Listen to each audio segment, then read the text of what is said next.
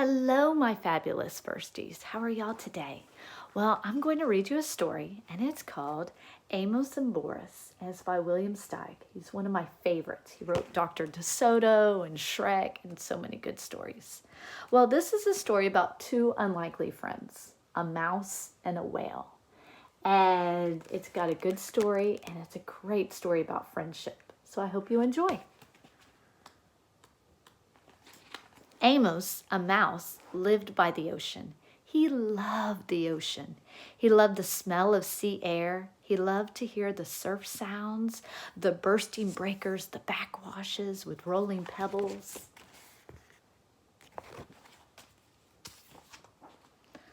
He thought a lot about the ocean, and he wondered about faraway places on the other side of the water. One day, he started building a boat on the beach. He worked on it in the daytime, and while at night, he studied navigation. When the boat was finished, he loaded it with cheese, biscuits, acorns, honey, wheat germ, 2 barrels of fresh water, a compass, a telescope, a saw, a hammer and nails and some wood in case repairs should be necessary, a needle and thread for mending of torn sails, and various other necessities such as bandages and iodine, a yo-yo, and playing cards. I wonder what necessities you would take on a voyage.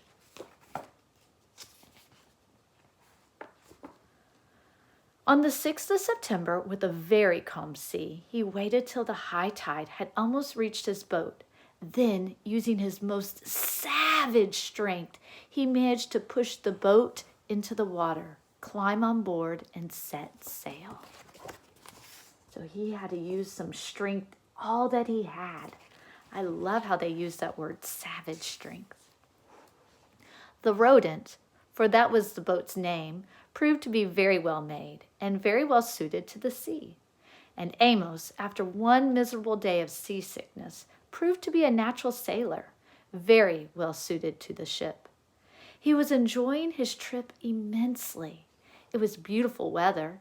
Day and night he moved up and down on waves as big as mountains. And he was full of wonder, full of enterprise, and full of love of life, for life. He seems very content right now. One night, in a phosphorescent sea, he marveled at the sight of some whales spouting luminous water, and later, lying on the deck of his boat, gazing up at the immense starry sky. The tiny mouse, Amos, a little speck of a living thing on this vast living universe, felt thoroughly akin to it all. Overwhelmed by the beauty and mystery of everything, he rolled over and right off the deck of his boat into the sea. Oh no, so there he is. But he fell asleep and he rolled off into the sea. That is a problem. Help! He squeaked as he grabbed desperately at the rodent, but it evaded his grasp and went bowling along under full sail. And he never saw it again. So he wasn't able to get back onto his boat. Oh no. That is a problem. And there he was. Where? In the middle of the immense ocean, 1,000 miles from the nearest shore, and with no one else in sight as far as eye could see, and not even so much as a stick of driftwood to hold on to. Should I try to swim home? Amos wondered. Or should I just try to stay afloat? He might swim a mile, but never 1,000. He decided to just keep afloat, treading water and hoping that something, who knows what, would turn up to save him. But what if a shark or some big fish, a horse mackerel, turned up? What was he supposed to do to protect himself? He didn't know. So he's all alone.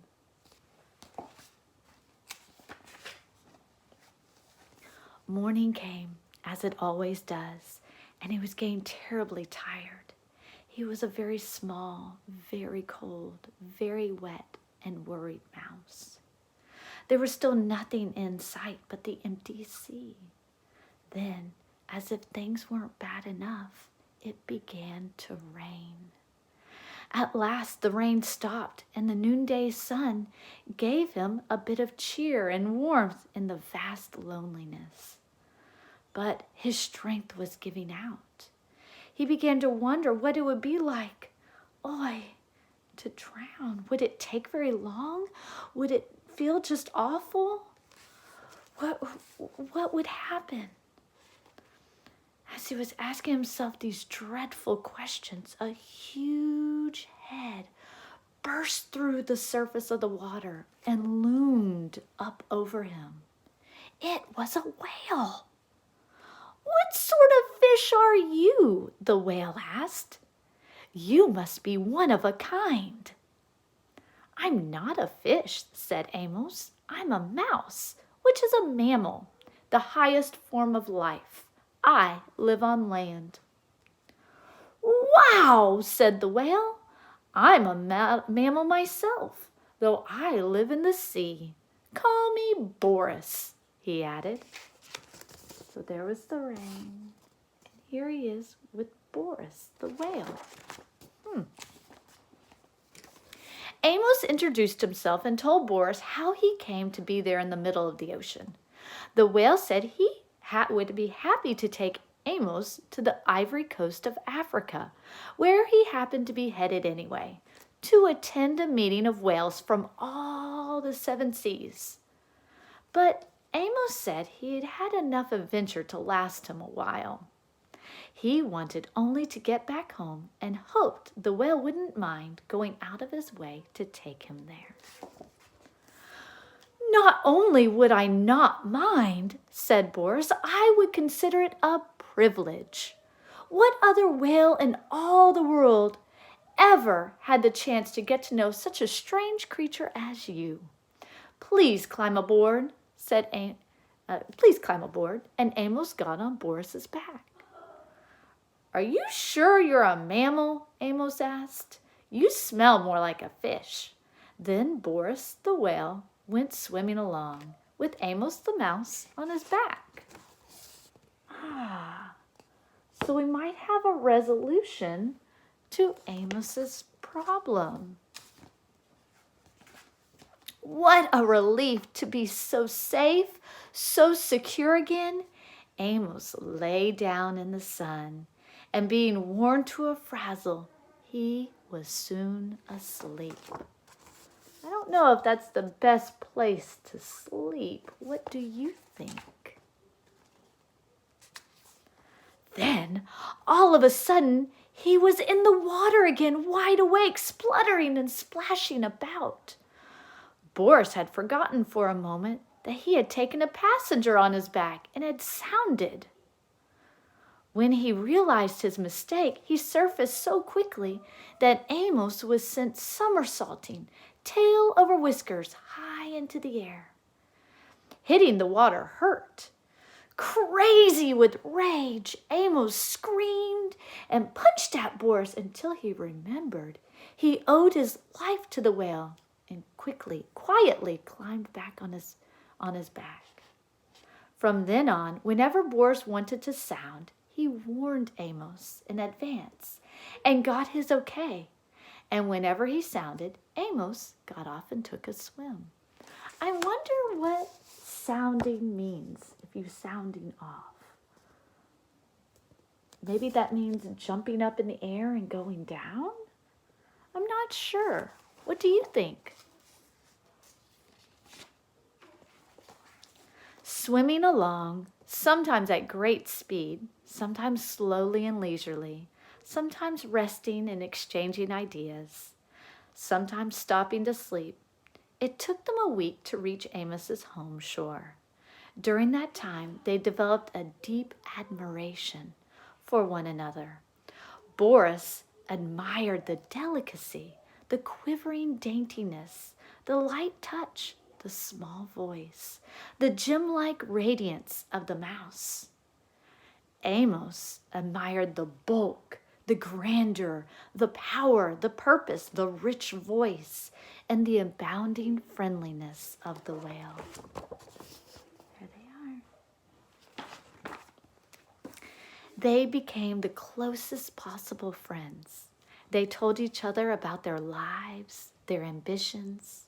They shared their deepest secrets with each other.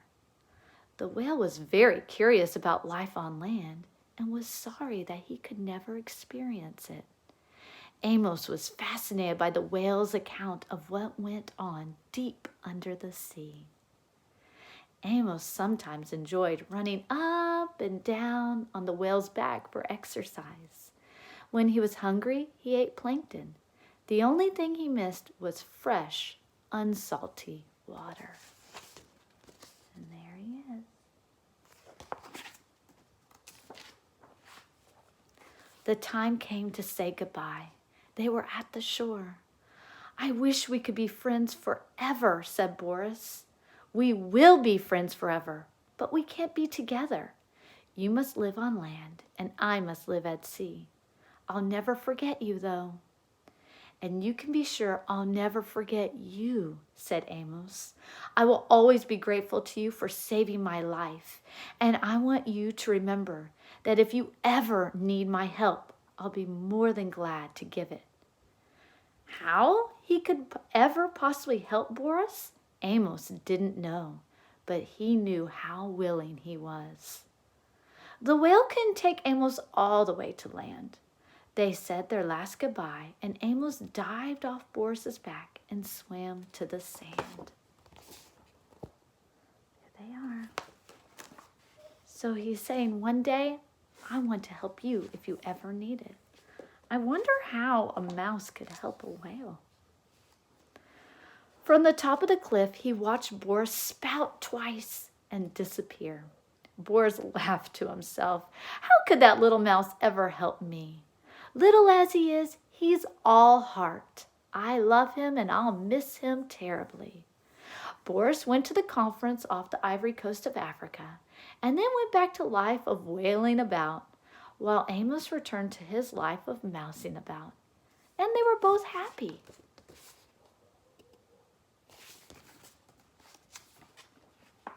Many years after the incidents just described, when Amos was no longer a very young mouse, and when Boris was no longer a very young whale, there occurred one of the worst storms of the century, Hurricane Yetta. And it just so happened that Boris the whale was flung ashore by a tidal wave and stranded on the very shore where Amos happened to make his home. So if you're stranded on the shore, that means he's stuck on the sand. He's not in the water anymore. It also just happened that when the storm had cleared up and Boris was lying high and dry on the sand, losing his moisture in the hot sun and needing desperately to get back into the water, Amos came down to the beach to see how much damage Hurricane Yetta had done. Of course, Boris and Amos recognized each other at once. I don't have to tell you how these old friends felt at meeting again in this desperate situation. Amos rushed towards Boris. Boris could only look at Amos. There he is. "Amos, help me," said the mountain of a whale to the moot of a mouse. "I think I'll die if I don't get back in the water soon." Amos gazed at Boris in an agony of pity.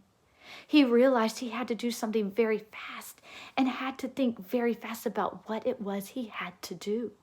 Suddenly, he was gone. "I'm afraid he won't be able to help me," said Boris to himself. "Much as he wants to do something, what can such a little fellow do?" I don't know.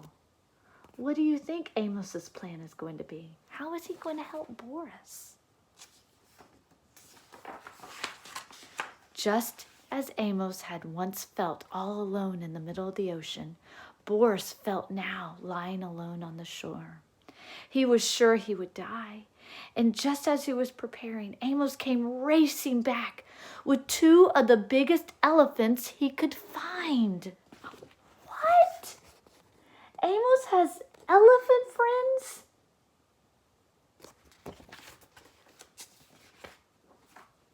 Without wasting time, these 2 good-hearted elephants got to pushing with all their might at Boris's huge body until he began turning over, breaded with sand and rolling down toward the sea. Amos, standing on the head of one of the elephants, yelled instructions, but no one heard him. I think his plan is working. In a few minutes, Boris was already in water, with waves washing at him, and he was feeling the wonderful wetness. You have to be out of the sea really to know how good it is to be in it, he thought. That is, if you're a whale.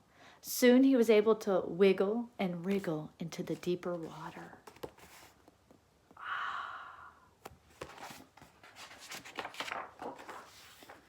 He looked back at Amos on the elephant's head. Tears were rolling down the great whale's cheeks. The tiny mouse had tears in his eyes, too. "Goodbye, dear friend," squeaked Amos. "Goodbye, dear friend," rumbled Boris, and he disappeared in the waves. They knew they might never meet again, but they knew they would never forget each other. I love that story. There was several problems in there and several resolutions, and how friends just continue to help and do whatever you need to. Well, I love this story because it has some good words. And I don't have time to talk about all the words, but there was a couple in here that I thought were pretty good. And one of them was miserable. And in the story, Amos had a miserable day when he was seasick. And that means that day was awful and made Amos feel very unhappy. So say the word miserable. Being miserable describes how you feel when you are down, but it also can describe how something looks. Maybe it's a miserable day outside for a picnic, and if so, it would probably be rainy or cold.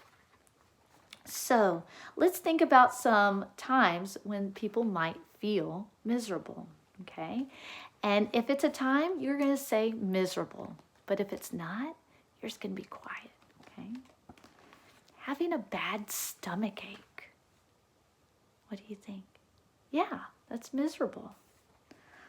Losing your backpack. How would that be? Yeah, that would be miserable too, wouldn't it? Let's see. Stepping in a puddle and getting your brand new shoes wet. Yeah, that might be miserable also. What about hearing a funny joke? There you go. That's when you just be quiet. That's not miserable. Well, let's talk about some times with being miserable. Have you ever felt miserable or been around something when it was a miserable day? I know I have. Yeah, one time I was sick with a really bad tummy ache, and I felt miserable. And that's how I thought. Another time, I got stung by a bee, and that was pretty miserable. Have you ever felt miserable like that before? Okay. The other word I wanted to talk about was the word reliable. And they didn't actually use the word in the story, but they talk about it a lot. And in the story, first, Amos has troubles, and then Boris has troubles. But they are each there to help each other. Such a friend can be trusted and is reliable. If you do things that others can trust you, you are reliable. When you are reliable, others can count on you for help. That's a great thing to be. So if your friend meets you every morning so you can walk to school together, what might you say about that friend? Yeah, you could probably say my friend is reliable because we always meet and walk together. How are you reliable? I know I'm pretty reliable about cooking dinner. My family can always trust that I'm going to be cooking them dinner. And so that's how I can be reliable. Let's think about if you're reliable to someone that you care about. Okay, well, I've enjoyed this time. I hope you enjoyed the book. Think about those two words, miserable and reliable. See if you can use it one of these days. Okay, I'll see you later. Bye.